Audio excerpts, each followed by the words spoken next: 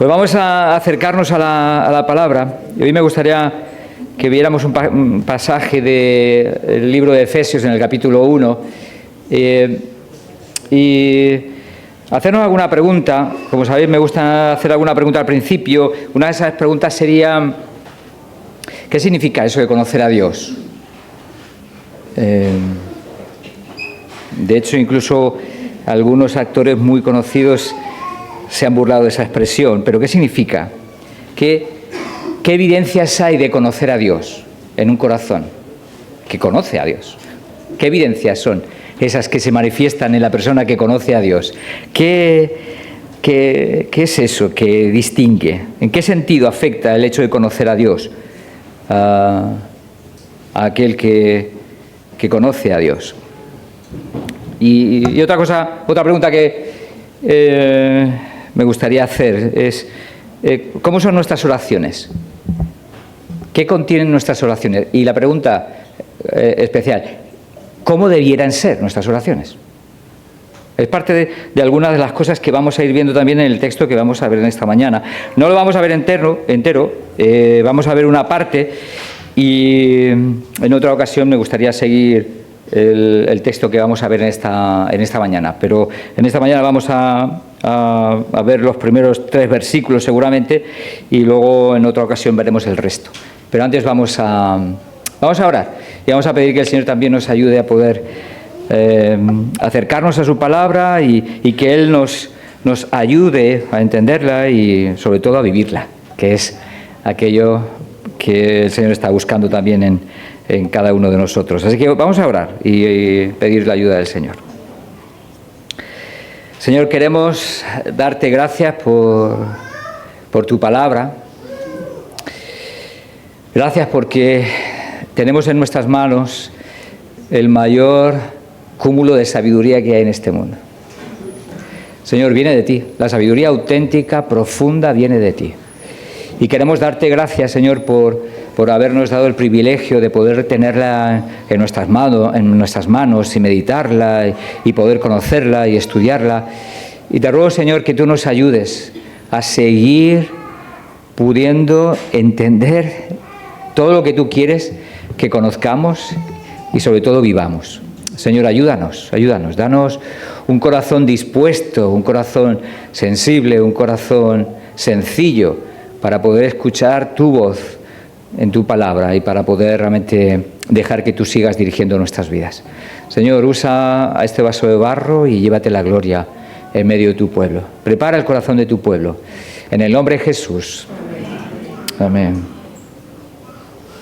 Muy bien, esta es una de las cartas de Pablo, la carta de los Efesios, en una de esas iglesias a las que Pablo visitó y que vemos en el libro de Hechos, en todo su quehacer misionero. Esta fue una de aquellas comunidades que él sembró y él estuvo predicando el Evangelio y realmente estuvo forjando. De hecho, estuvo bastante tiempo en la iglesia de Éfeso, formando a los creyentes, formando a la iglesia, guiando y evidentemente dirigiendo a la iglesia hacia la verdad que todo creyente necesita conocer para poder realmente caminar en la senda, en el propósito, en el plan que Dios tiene para nuestras vidas. Y eso es lo que también va a seguir queriendo hacer Pablo en este texto. Va a seguir de algún modo orando por los propios efesios, por los creyentes de Éfeso, y va a orar por ellos por un cierto tema en concreto. Va a haber un tema en especial por el cual él va a hacer referencia, aunque va a tener luego sus ideas secundarias, pero hay una idea principal que va a destacar, una petición que hay en el corazón del apóstol para los efesios, y eso es la que me gustaría que viéramos en esta mañana también, y que fuera también una petición que estuviera en nuestras oraciones también, en nuestra vida de oración, fuera algo que no faltara, porque es parte de lo que el Señor está queriendo también enseñarnos a través de lo que vamos a ver en esta mañana. Vamos a leer el texto, Efesios capítulo 1, verso 15 hasta el 23, ¿vale? Dice así la palabra, dice: por esta causa también yo, habiendo oído de vuestra fe en el Señor Jesús y de vuestro amor para con todos los santos, no ceso de dar gracias por vosotros, haciendo memoria de vosotros en mis oraciones, para que el Dios de nuestro Señor Jesucristo, el Padre de gloria, os dé espíritu de sabiduría y de revelación en el conocimiento de Él, alumbrando los ojos de vuestro entendimiento, para que sepáis cuál es la esperanza a que Él os ha llamado y cuáles las riquezas de la gloria de su herencia en los santos y cuál la supereminente grandeza de su poder para con nosotros los que creemos, según la operación del poder de su fuerza, la cual operó en Cristo, resucitándole de los muertos y sentándole a su diestra en los lugares celestiales, y sobre todo principado y autoridad y poder y señorío, y sobre todo nombre que se nombra, no solo en este siglo, sino también en el venidero, y sometió todas las cosas bajo sus pies, y lo dio por cabeza sobre todas las cosas a la Iglesia, a la cual es su cuerpo, la plenitud de aquel que todo lo llena en todo. Amén. Pablo empieza en el versículo 15 haciendo referencia a los versículos que ha estado mencionando justo antes, que tienen que ver con todas las bendiciones espirituales en Dios, cómo Dios ha diseñado la salvación para poder ofrecer al ser humano, cómo Dios ha llamado al ser humano a acercarse a Él, cómo Dios ha adoptado a aquellos que han creído y han formado la familia de Dios. Hay toda una serie de bendiciones. Habla de la esperanza futura que espera a todos aquellos que creen en Jesús, de ese cielo y toda esa esperanza de la presencia de Dios. Todos esos versículos, desde el versículo 3 hasta el versículo 14 del capítulo 1, lo que tratan es de resaltar esa tremenda bendición, toda esa tremenda salvación que hemos recibido y todas las bendiciones que vienen acompañando a esa salvación, y que todo ha sido obra de Dios. Y en todo este pasaje está involucrado la Trinidad, tanto el Padre, hace un rato estábamos cantando la canción de Creo, ¿no? Y cómo se resalta tanto la obra del Padre, del Hijo y del Espíritu Santo. Pues también en este texto está resaltándose por parte de Pablo la obra de la Trinidad. Cada uno ha tenido una labor en esa salvación, en esa tremenda bendición que ha derramado sobre todos aquellos que creen en Jesús. Y es precisamente con ese motivo, teniendo eso en mente, teniendo en mente toda esa bendición espiritual en Cristo, va a decir lo siguiente ahora en los versículos que vemos, en el versículo que estamos leyendo. Dice, versículo 15, por esta causa, por todo eso, también yo, ¿vale?, habiendo oído de vuestra fe en el Señor Jesús y de vuestro amor para con todos los santos, no ceso de dar gracias. Pablo va a dar gracia no solo por la salvación, que es lo que vemos en los primeros versículos del 3 al 14, por todas esas tremendas bendiciones, también va a dar gracias por la Iglesia, que el Señor ha rescatado, por aquellos que están viviendo de alguna manera ese evangelio y que evidentemente están siendo muestra del poder de Dios, porque lo que va a hacer es señalar precisamente eso. Dice, habiendo oído de vuestra fe en el Señor Jesús y de vuestro amor para con todos los santos. Son dos marcas de un auténtico vida transformada por el poder de Dios. Fe empieza, pero esa fe no es simplemente una idea teórica, es una relación que evidentemente ha desarrollado con Jesús. Y eso es lo que está resaltando. Hay fe en estos efesios y que evidentemente es en esa confianza en el Señor Jesús. No es simplemente creer en Dios, hay muchos que creen en Dios, es creer en Jesús, en Jesucristo. Esa es la clave del Evangelio cristiano, la fe en Jesucristo, en su obra en la cruz y en su resurrección, y que está ahora sentado a la diestra de Dios intercediendo por todos aquellos que creen en Él. Fe, esa es una de las primeras marcas que ve Pablo en estos efesios. La otra marca que ve, y que va a resaltar precisamente la conversión de estos, es el fruto de esa fe. Y Pablo lo dice de esta manera, y de vuestro amor para con todos los santos. La fe auténtica no se queda en un mero conocimiento intelectual, en una mera idea. Tiene un fruto, produce un cambio en las vidas, produce un cambio en el corazón que realmente cree y que confía. Hay una manera nueva de vivir, hay una manera nueva de relacionarse con los demás, hay una nueva manera de poder existir. Y eso es lo que está resaltando aquí Pablo. Ha habido un auténtico conocimiento de Dios, un auténtico acercamiento a Dios.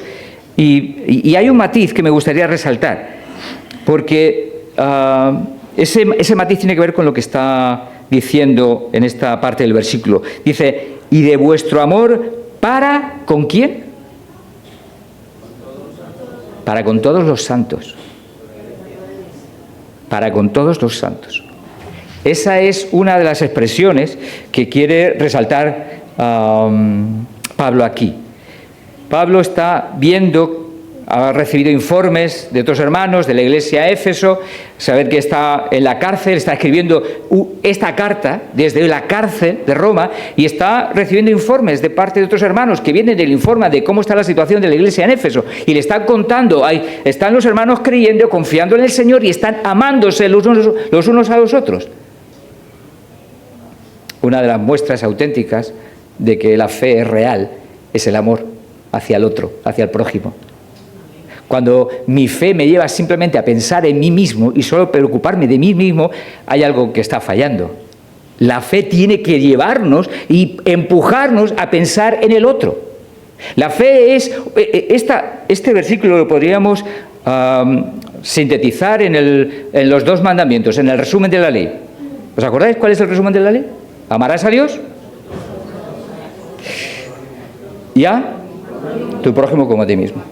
Resumen de la ley. Fe es ese amor por Dios, esa confianza en el Señor y esa entrega también por otros, por aquellos que están a nuestro alrededor. Especialmente por el pueblo de Dios. Tiene que haber un amor especial por el pueblo de Dios.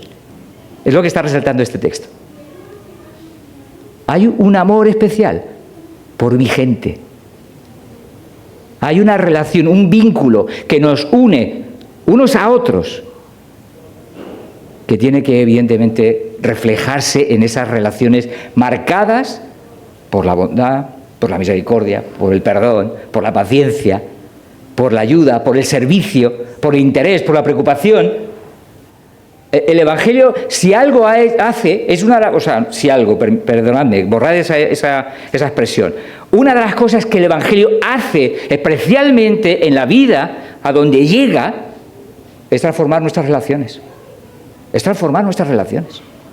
Y eso es lo que está resaltando aquí Pablo de los propios Efesios. Sus relaciones han sido transformadas. ¿Cuántos de aquí hemos sido transformados en nuestras relaciones cuando hemos llegado a Jesús? ¿Cuántos de aquí nuestros matrimonios han sido transformados cuando nos hemos acercado a Jesús? ¿Cuántos aquí hemos sido transformados, nuestras familias han sido transformadas cuando nos hemos acercado a Jesús?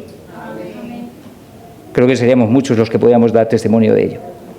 Eso es lo que hace el Evangelio, eso es lo que hace Dios en nuestras vidas. Transforma relaciones. Y eso es lo que el Señor está también queriendo resaltar y recordarnos. Nuestras relaciones tienen que ser transformadas. Primera de Juan es una carta donde va a hacer mucho énfasis en eso. Y donde lo contrario no se concibe para un cristiano. Mirad lo que dice Primera de Juan, capítulo 3, verso 14. Dice, hermanos míos, 14. Nosotros sabemos que hemos pasado de muerte a vida. Está hablando de muerte a vida espiritual, ¿vale? Dice, ¿en qué? En que amamos a los hermanos. Una de las evidencias de que hay vida espiritual en mi vida es que mis relaciones están siendo transformadas. No estoy diciendo con esto que nuestras relaciones sean perfectas ya. No, pero que empiezan un proceso de transformación en el que nuestras relaciones empiezan a ser distintas, diferentes, no porque nosotros somos mejores o somos más guays, sino por el poder de Dios en nuestras vidas. Y nuestras relaciones tienen que cambiar.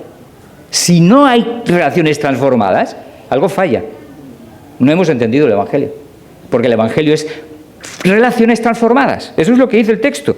Nosotros sabemos que hemos pasado de muerte a vida en que amamos a los hermanos. El que no ama a su hermano permanece en muerte. Si vas al capítulo 4, de nuevo también vuelve a insistir Juan en eso. En el versículo 7 dice: amados, amémonos unos a otros, porque el amor es de Dios. Todo aquel que ama es nacido de Dios y conoce a Dios. Versículo 20. Si alguno dice yo amo a Dios y aborrece a su hermano, es mentiroso. Pues el que no ama a su hermano, a quien ha visto, ¿cómo puede amar a Dios a quien no ha visto? Y nosotros tenemos este mandamiento de Él, que el que no ama a Dios, que el que ama a Dios, ame también a su hermano. Y esto es precisamente lo que Pablo está viendo entre los efesios. Sus relaciones están siendo transformadas. Sus corazones están siendo moldeados, de manera que hay relaciones frescas, vivas, que van, relaciones sanas, que crecen, que bendicen, que se ayudan mutuamente. Esa es una de las características del Evangelio. El Evangelio no ha venido a dejarnos tal cual estamos. El Evangelio viene a transformarnos. Y viene a hacer de nosotros hombres y mujeres marcados con nuevas actitudes, con nuevos deseos. Y eso es precisamente lo que Pablo está resaltando también aquí en la carta que estábamos viendo. Los hermanos tenían esa confianza en el Señor y ese nuevo deseo de compartir con esa familia espiritual, con ese nuevo pueblo al que pertenecían, y que evidentemente ahora disfrutan de estar con su pueblo, disfrutan de estar con su gente, disfrutan de estar con el pueblo de Dios. Y eso es una de las señales a las que, una de las marcas por las cuales Pablo va a hacer lo siguiente, lo que va a decir a continuación. Versículo 16: no ceso de dar gracias por vosotros, haciendo memoria de vosotros en mis oraciones. La consecuencia de que Pablo está recibiendo toda esa información, de todo eso que está ocurriendo en la vida de los efesios y todo ese informe que él está recibiendo, produce en él un efecto. Da gracias. Eso es precisamente, yo creo, que una de las marcas más cristianas que podemos palpar y ver a lo largo de las Escrituras. En las Escrituras, desde el principio hasta el final, una de las cosas que va a resaltar y va a tratar de identificar es que un cristiano tiene que ser... ¿Qué? ¿Cómo? Exacto. Agradecido. Una de las cosas que tienen que distinguir a un hijo, a una hija de Dios, es la gratitud que sale por su boca. Una de las cosas que va a romper y destruir nuestro testimonio es la ingratitud o la queja. Lo que tiene que estar marcando nuestra vida es precisamente la gratitud. La gratitud hace diferencia. Cuando tú te encuentras con una persona que se queja, encuentras lo normal. Pero cuando te encuentras con una persona que da gracias, aún en medio de las dificultades, te quedas con la boca abierta, ¿o no? Eso es lo que tú y yo hacemos cuando nuestras bocas se llenan de gratitud, expresando gratitud aún en medio de las dificultades de la vida. Pero ¿sabes quién hace eso? Dios. Dios, cuando está en nuestras vidas, es el que produce eso. Y eso es precisamente lo que Pablo está mostrando. ¿Qué es lo que está ocurriendo en su vida? Dando gracias por lo que está escuchando de los hermanos. Y creo que esa tiene que ser una actitud nuestra, hermanos. En nuestras vidas tienen que darse. Es un gozo escuchar, como en esta mañana hemos estado alabando al Señor y hemos podido escucharnos unos a otros, dándole gloria, dando gracia, exaltando al Señor. Eso es una bendición. Que nuestras bocas se quieran abrir para decirle al Señor gracias. Para decirle, Señor, gracias. Porque se trata de ti, no se trata de mí, se trata de ti. Y eso es parte de lo que aprendemos. Esta era una actitud que Pablo tenía. Dar gracias es parte de lo que Pablo hace en muchas de sus cartas. dando gracias por los hermanos. Un ejemplo, 2 Tesalonicenses, en el capítulo 1, dice, versículo 3, debemos siempre dar gracias por vosotros, hermanos, como es digno, por cuanto vuestra fe va creciendo y el amor de todos y cada uno de vosotros abunda para con los demás. De nuevo también vuelve a dar gracias por lo que Dios está haciendo en la vida de esos tesalonicenses. Da gracias. Tenemos que dar gracias también nosotros unos por otros, por lo que Dios está haciendo en nuestras vidas. Tenemos que dar gracias por nuestras familias, por lo que Dios está haciendo en nuestros matrimonios, por lo que Dios está haciendo en nuestros hijos. La gratitud creo que es una de las cosas que tiene que distinguir nuestras vidas, que tenemos que perseguir, tenemos que buscar, que tenemos que pedir al Señor, Señor, ayúdame. Y Pablo nos va a ayudar a poder realmente también caminar en esa dirección con la petición que va a hacer ahora a continuación.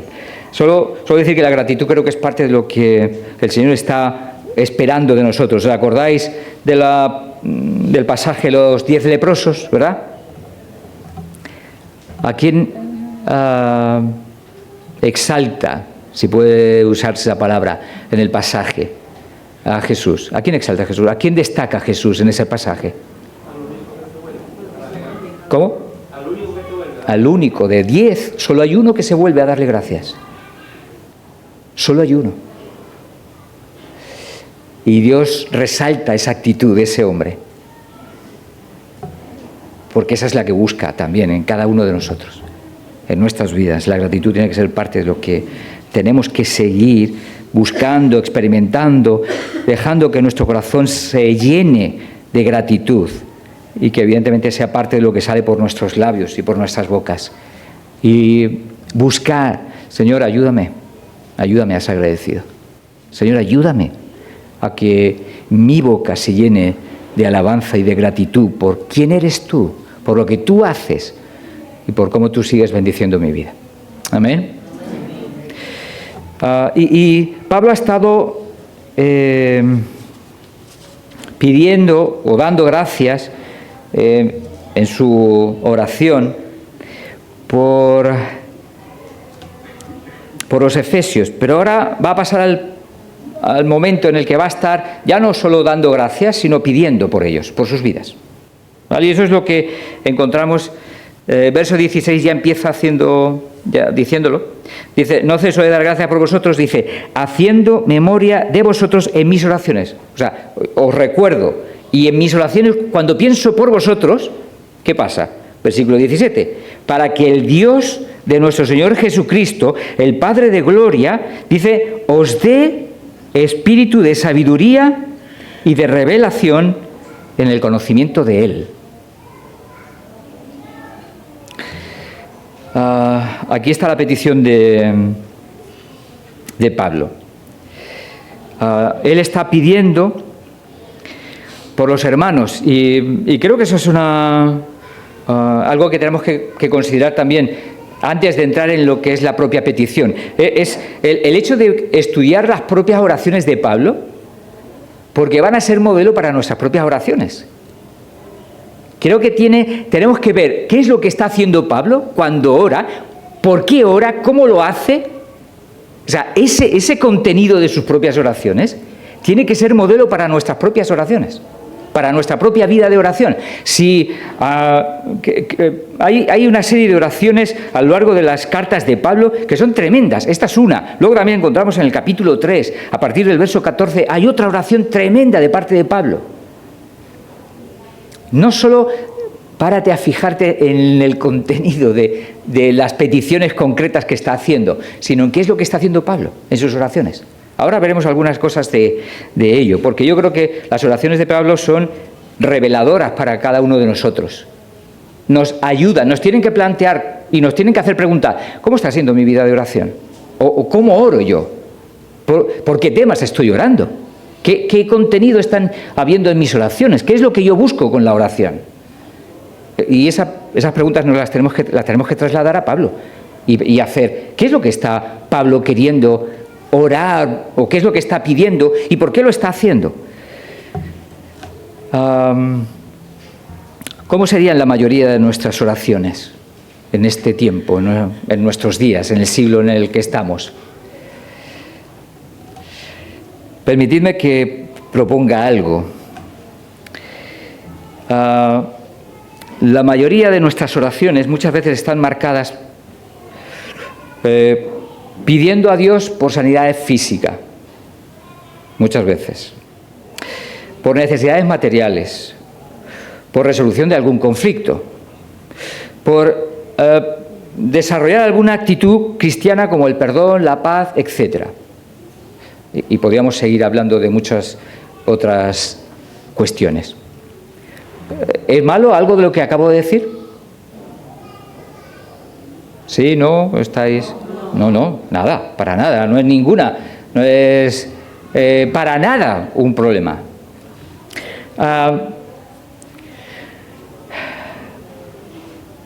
¿Pero es esto lo que está orando Pablo en este texto?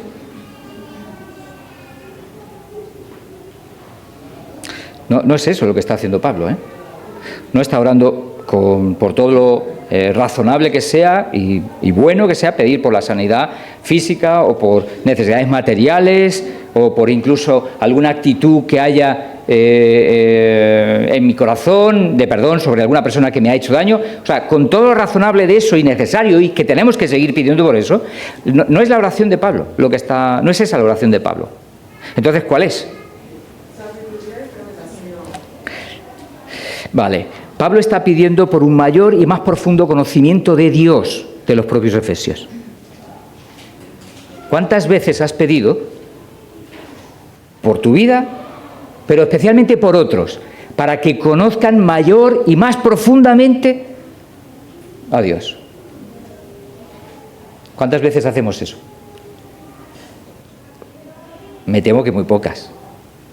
Pero la oración de Pablo, lo central de Pablo en este pasaje y en muchos otros, tiene que ver precisamente con eso. Con poner orden a aquellas peticiones, anhelos, deseos que haya en nuestros corazones.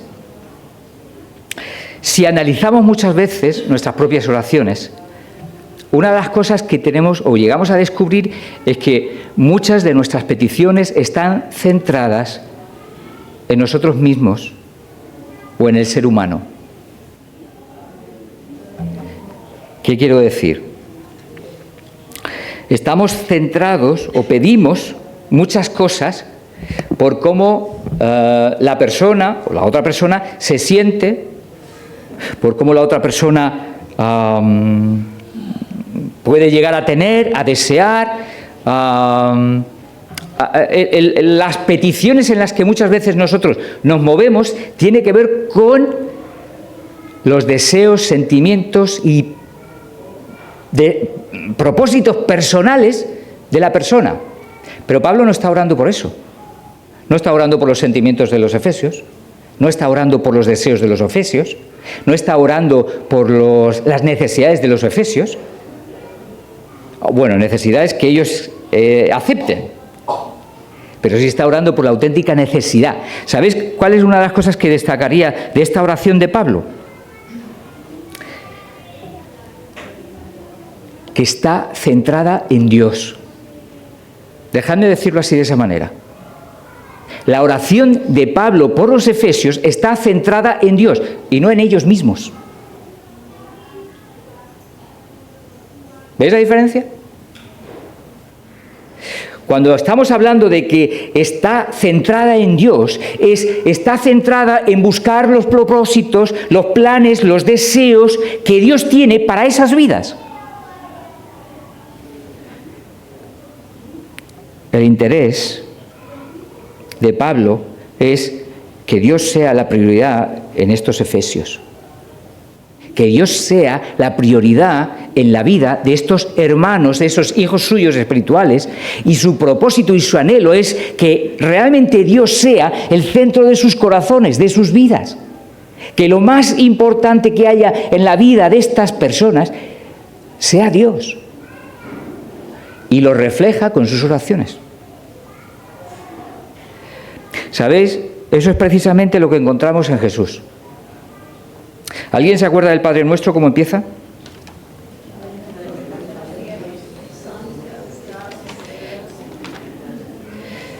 ¿Por quién está pidiendo Jesús desde el principio? ¿Por mis necesidades? ¿Por las tuyas? ¿Por mis deseos? ¿Por los tuyos?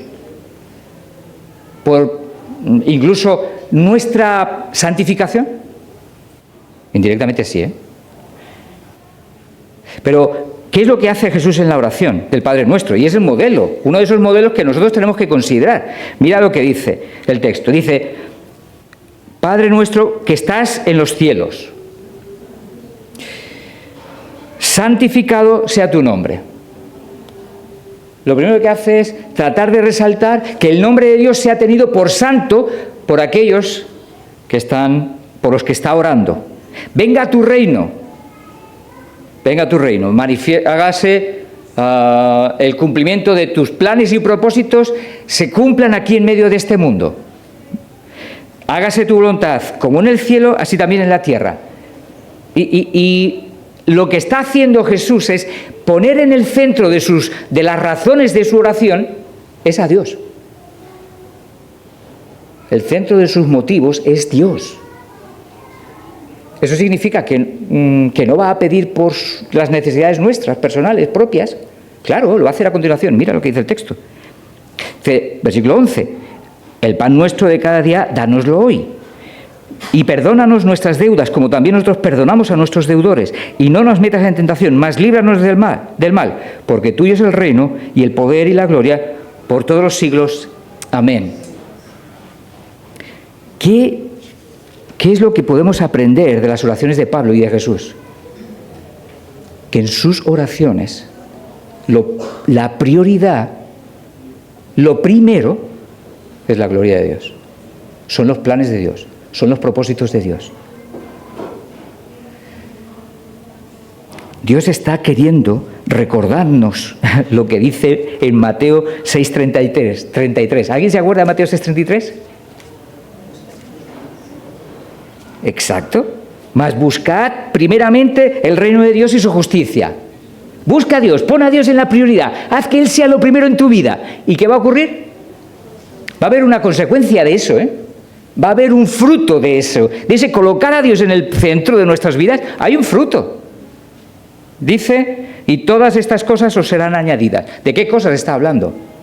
Todo el texto anterior está hablando sobre el temor, el afán y la ansiedad. Y Pablo les dice, no os preocupéis por qué tenéis que comer, qué es lo que tenéis que vestir, qué es lo que vayáis a necesitar. No os preocupéis. Pablo le está diciendo a los creyentes, pon en el centro la prioridad de tu vida, y ese es Dios. Como consecuencia de ello, Dios va a proveer, Dios va a bendecir, Dios va a dar el resto de aquellas cosas que necesitamos, pero pon en el centro de tu vida a Dios. Hermano, amigo que nos visitas, si hay una necesidad en nuestras vidas es poner a Dios en el centro. Y Dios dice, pruébame, y verás cómo te bendigo. Pruébame. Eso es lo que está Dios esperando de ti y de mí. Cada día. Porque cada día es una prueba. Cada día es una prueba. Pero en medio de cada una de esas situaciones, el Señor está esperando que le miremos a Él, que le digamos, Señor, no sé qué es lo que está ocurriendo, pero espero en ti, descanso en ti. Creo en ti. Y eso es lo que el Señor está buscando también en nuestras vidas. Apocalipsis 2:4 dice, le pide a los creyentes algo. ¿Os acordáis? Porque habían perdido algo. Exacto. Habéis perdido vuestro primer amor, el centro de vuestra vida. Lo prioritario, lo fundamental, lo que no puede faltar, lo habían perdido. Y el Señor les dice, arrepiéntete y pon en orden tus prioridades. Las oraciones están reflejando también precisamente esa realidad. Y en este texto en el que estamos acercándonos, Pablo nos está llamando a a poner en el centro a Dios. Y lo hace también con la petición que hace por los propios efesios. Y se ve en eso que está diciendo en el versículo 17. Dice, os dé, esta es la petición de Pablo, versículo 17, dice, os dé espíritu de sabiduría y de revelación en el conocimiento de Él. Es decir, un crecimiento, una profundización en el conocimiento de Dios. Porque, ¿qué significa? ¿Que no lo conocían? Ya lo conocían.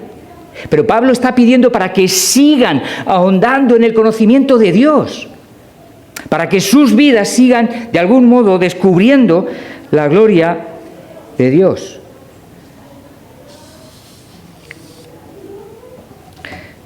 Dios está llamándonos a conocerle cada día más. Dios nos está llamando a los creyentes a que crezcamos en ese conocimiento de la gloria de Dios, de la majestad de Dios, de lo asombroso de Dios. ¿Sabéis qué es lo que ocurre? Que por naturaleza el ser humano estamos ciegos. Por naturaleza estamos ciegos a la gloria de Dios. Por naturaleza no vemos las cosas de Dios, no vemos las cosas espirituales. Eso es de hecho lo que también encontramos en Primera de Corintios, en el libro de Primera de Corintios, en el capítulo 2, y en el versículo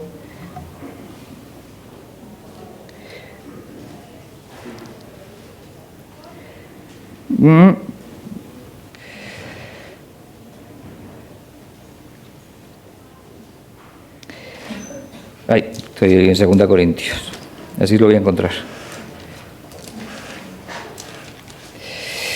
2.14 de 1 Corintios 2 dice, porque el hombre natural, el hombre sin Dios, dice, no percibe las cosas que son del Espíritu de Dios, porque para él son locura y no las puede entender, porque se han de discernir espiritualmente, o lo que sería otra cosa, necesitamos el Espíritu de Dios para poder entender la grandeza y la gloria de Dios. Y Pablo está tratando de decirles a Dios, Señor, ayúdales a que sigan entendiendo y comprendiendo tu grandeza, tu gloria, tu majestad, a que sigan descubriendo y viendo lo que no ven, porque nuestros ojos no ven.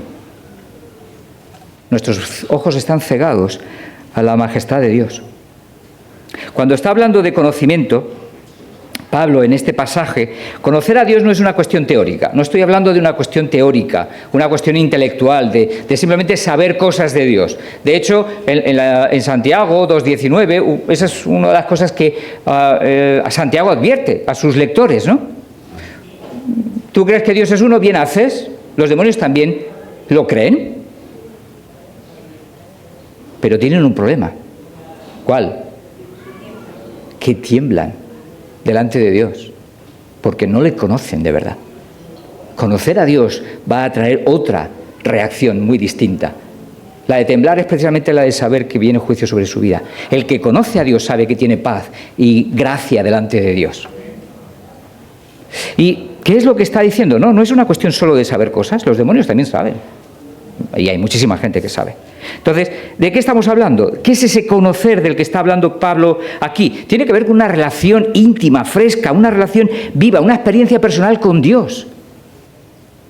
Tiene que ver con la obra que el Espíritu Santo hace en nuestras vidas y nos lleva a descubrir lo asombroso de Dios.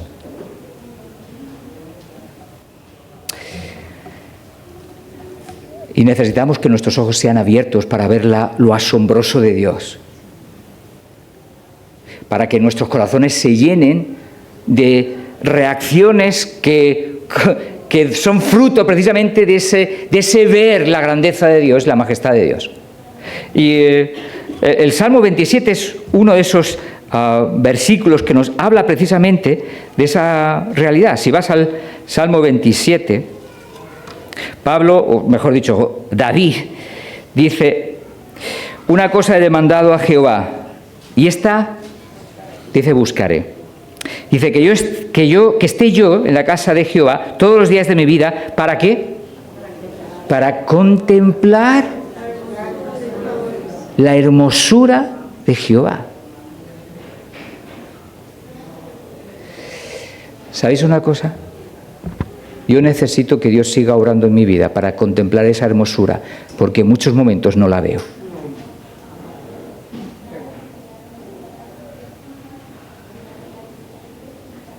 En muchos momentos de mi vida mis ojos están cegados y cerrados a las bondades de Dios, a la gracia de Dios, a la misericordia de Dios. Y los creyentes también necesitamos que Dios nos ayude para que nuestros ojos se abran a la gloria de Dios. ¿Sabéis por qué? Porque tantas veces nos enamoramos de otras cosas. Tantas veces vemos la hermosura del dinero, de los placeres, de una relación, que significa que son malos. No, no estoy diciendo eso. Estoy diciendo que la belleza y la hermosura de Dios no es comparable con nada más. Eso es lo que dice la palabra. Y nuestra profunda y mayor necesidad, hermanos, si hay una meta más grande, más importante en nuestras vidas, es seguir creciendo en el conocimiento de Dios, seguir rogando a Dios, abre mis ojos para que yo pueda verte.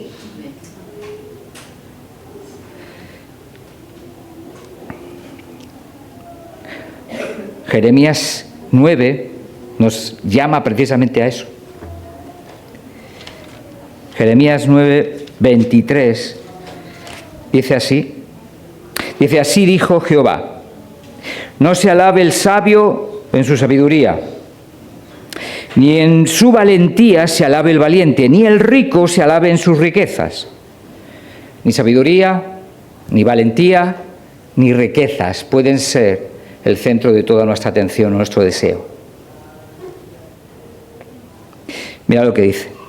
Dice: más alábese en esto el que se hubiere de alabar, en entenderme y conocerme, que yo soy Jehová y que hago misericordia, juicio y justicia en la tierra, porque estas cosas quiero, dice Jehová.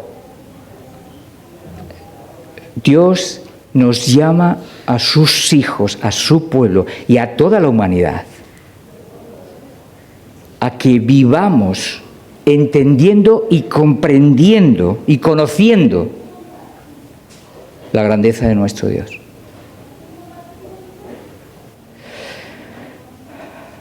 Grandeza que tiene que ver con su persona y que tiene que ver con su obra, según el texto. Porque dice: en entenderme y conocerme, que yo soy Jehová y que hago misericordia. Eso es precisamente lo que el Señor está buscando que persigamos en nuestras vidas, conocerle a Él. Que nuestros corazones estén impactados, asombrados, maravillados, disfrutando de Dios. El problema es que yo muchas veces veo a mi corazón disfrutando de tantas otras cosas, más que de Dios, porque ese es el problema, cuando disfruto más de Dios o más de otras cosas que de Dios. Quizás de mi matrimonio, quizás de mis hijos, quizás de mi familia, quizás de mis hermanos, quizás de no tener problemas. Dios está diciendo: poned en orden todas las cosas. Poned en orden las cosas. La prioridad tengo que ser yo. Cuando hay una prioridad clara en nuestras vidas y está en ese orden, el resto de cosas funciona. El resto de cosas, nuestros matrimonios, nuestras familias, nuestras relaciones, nuestras necesidades, todo va a su sitio. Eso es parte de lo que Dios está queriendo resaltar en medio de todos estos versículos. Juan 17:3, otro texto donde el Señor también nos está llamando precisamente a la misma verdad. Necesitamos seguir conociendo y entendiendo que el fin de nuestra vida sigue siendo conocer la gloria, la majestad, la grandeza, la hermosura, la belleza de nuestro Rey. Juan 17:3 dice: y esta es la vida eterna. ¿Qué? que te conozcan a ti, el único Dios verdadero, y a Jesucristo, a quienes ha enviado. Que te conozcan. De nuevo, insiste. Las Escrituras nos llaman de una manera insistente en que nuestros ojos sean abiertos, no por nuestras propias fuerzas, sino por el poder de Dios, por la obra del Espíritu Santo en nuestras vidas. Dios nos está llamando, hermanos, a que no nos conformemos. Quizás nuestros ojos no ven, y hay momentos en los que nuestros ojos no ven. Es ahí donde nosotros tenemos que decir, no quiero conformarme. Señor, ayúdame. Espíritu Santo, ayúdame, abre mis ojos, ayúdame a ver tu belleza, ayúdame a ver el deleite que Pablo está experimentando, o que el propio salmista está experimentando, ¿no? En tu presencia hay plenitud, delicias a tu diestra. ¿Qué es lo que está viendo ese hombre? ¿Qué es lo que está viendo ese hombre para poder experimentar eso en su corazón y decir, en tu presencia hay plenitud de gozo, delicias a tu diestra para siempre? O sea, es tan sabroso. Está conociendo a Dios. Su conocimiento de Dios es un conocimiento que está creciendo. Sus ojos se están abriendo por el poder del Espíritu Santo. Pablo está pidiendo eso por los efesios. Y Él quiere que lo pidamos tú y yo por cada una de nuestras vidas. Para que Dios sea el que esté llevando nuestras vidas a ver esa grandeza de la gloria de Dios. Que nuestros ojos se abran y entiendan los planes, los propósitos, las obras, los anhelos de Dios. Dios quiere que ese conocimiento en nuestras vidas produzca efectos. ¿Sabéis qué es lo que ocurre cuando estamos conociendo a Dios? El conocimiento de Dios va transformando nuestras vidas. Transforma nuestras vidas. Mirad, Daniel 11, y estoy terminando. Daniel 11, hay un texto tremendo, está hablando del futuro. Daniel está hablando sobre el futuro, sobre una serie de problemas que va a tener Israel con una serie de pueblos que les van a invadir, y Daniel va a decir lo siguiente en el versículo 32, en el capítulo 11, dice: con lisonjas seducirá a los violadores del pacto. Dice: mas el pueblo que conoce a su Dios se esforzará y actuará. Daniel está diciendo, va a haber un pueblo que conoce, que tiene claro quién es Dios, cómo es su Dios, que está asombrado por esa gloria de Dios, que se mantendrá fiel. Pero habrá otra parte del pueblo que no verá a Dios y que se desviará. Es lo que está diciendo. Solo por ver la gloria de Dios, la majestad de Dios, eso va a transformar nuestros corazones. ¿Qué fue lo que mantuvo a Esteban soportando el apedreamiento de aquellos judíos llenos de rabia contra él, y llega a decir: Esteban, Señor, perdónales porque no saben lo que hacen? ¿Qué es lo que le sostuvo? La visión de Dios, la gloria de Dios. Vio lo que sus ojos naturales no veían, pero por el Espíritu Santo le ayudó a verlo.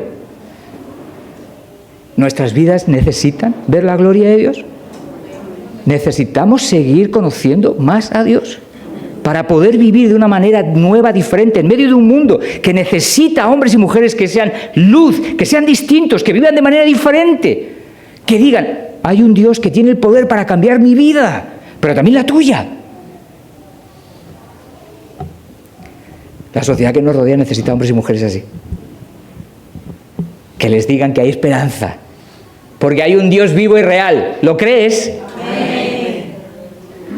Que el Señor nos use, que nos ayude, hermanos, que nos ayude a seguir descubriendo más, cada día más, esa grandeza, que quizás tú estás aquí y no me has entendido lo que estoy hablando. No te preocupes. Lo que sí me gustaría animarte es a que leas las Escrituras. Abre la palabra, medita en ellas. De hecho, ese va a ser uno de los instrumentos que Dios va a utilizar para ayudarnos a conocerle.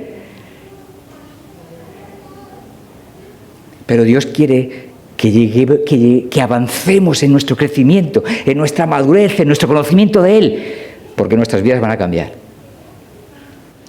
Porque en la medida que vamos conociendo a Dios, mi vida va a cambiar. Mis actitudes con mi esposa van a cambiar. Mis actitudes con mis hijos van a cambiar. Mis actitudes contigo van a cambiar.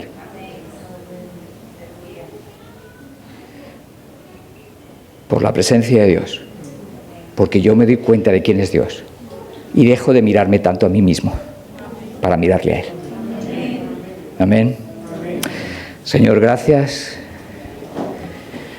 por tu palabra.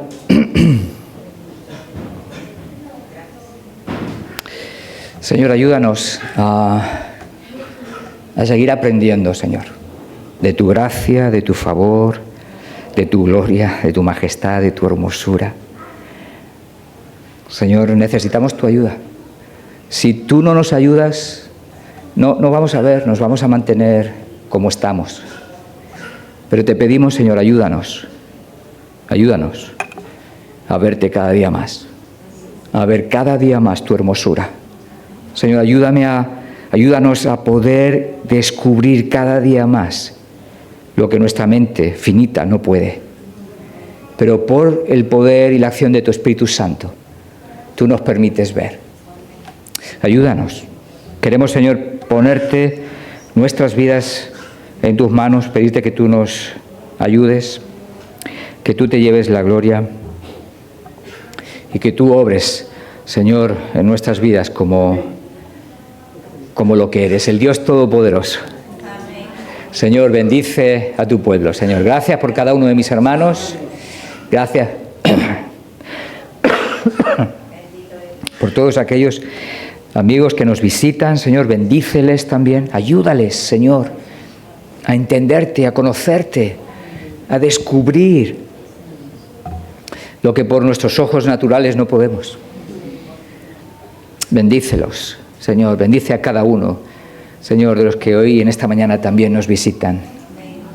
Y obra en sus vidas para tu gloria, Señor. Señor, ponemos nuestras vidas en tus manos, en las mejores manos, Señor, en las mejores manos, son las tuyas. Llévate la gloria, en el nombre de Jesús. Amén.